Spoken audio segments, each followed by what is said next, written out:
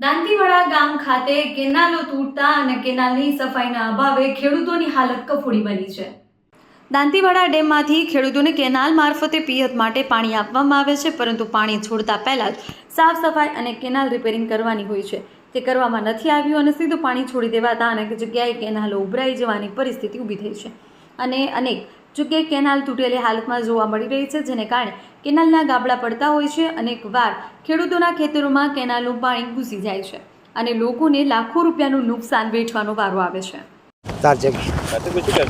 પાણી સુધા પહેલી કેનાલ સાફ કરતા નથી, કેનાલ સાફ કરી તો પાણીમાં સારી વાત છે ને કે આજુબાજુ બાવળિયા બીજા કેટલા ઉગ્યા છે અને આ પથરા મથરાના નાળે કેટલા પડ્યા છે બધા, પછી લેટ તૂટે જ કે મને દાળ બીજા ના દર વખતે કેનાલ તૂટતી ઉભરાતી હોય છે।